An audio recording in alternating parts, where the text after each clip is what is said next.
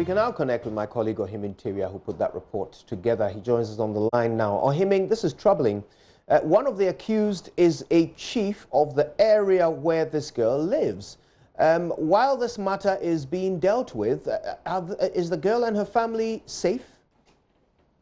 Yes, Akojo, they are safe. Just that the mother tells me the night or the day that the chief was granted bail by the Bekwai District Court, the chief on the motorbike, in a move to just cause some stir and also, tell the entire community that he has been granted bail and now he's safe to go about his duty.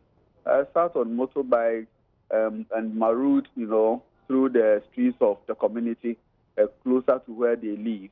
And that is her problem, that she was not expecting the chief to act that way.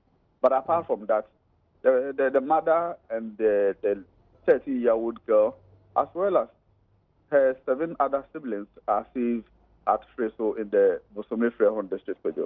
Are the police considering relocating them while they are supposed to be witnesses in this case, as would normally be the procedure?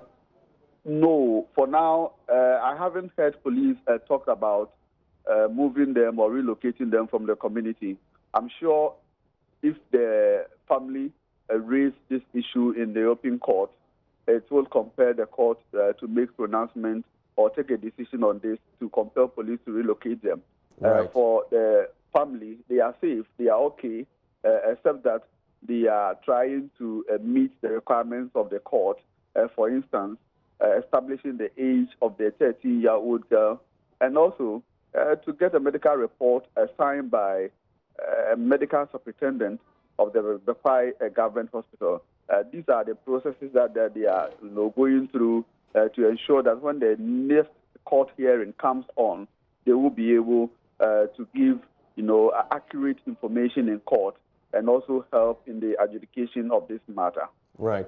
Now, we heard the father of one of the accused, the chief, speaking and making an allegation that the girl in question has brought other men to the chief's court, accusing them of defilement in the past. Have you been able to corroborate any of his claims? Not at all, Kojo. We are just few minutes away from the Freso community.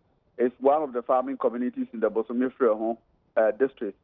Don't forget, the Bosome-Frehon itself is one of the deprived districts in the Ashanti region.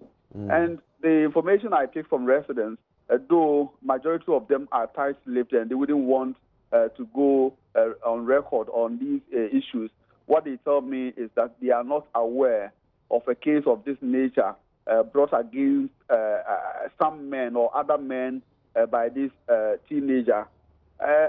This is also a story that the mother denied, that as a mother, if anything of this sort has come before the chief, definitely she would have been invited to also, give support or moral support to her daughter, because with our Khan traditional setup, you can't invite, a juvenile to the palace without involving her custodians. So she was expecting that if anything of that sort has come up, definitely she would have been invited to participate in any discussion, but it didn't happen that way. The same information also corroborated by some residents that they are not even aware that a case of this nature was brought to the palace. So for now, we can't confirm this information that this teenager has already been involved in an earlier, illicit sex or illicit act. But what they do know is that this is a pending issue between the chief and then this taxi driver described as a Kofi inspector who ply the Adansi Asokwa Junction and then a Freso community who has now bolted, and they are still looking for him. Right. Now, Ohiming, the victim is 13 years old. You've met her. Tell us about her state of mind following these 2 alleged attacks on her person in such quick succession. Kojo, I would say the teenager is traumatized, because with my discussions with her, I expected that, she reacts and responds to every bit of question that I put to her. But, in my discussion, you realize that when you ask her something or a question, it takes her a little while before she comes back to, her normal self to respond to these questions, especially when I even ask her, for instance, of her friends in her school. Can she give me the name of her best friend? Then she said, oh, there are too many. But when I probed her, she said she has only one friend.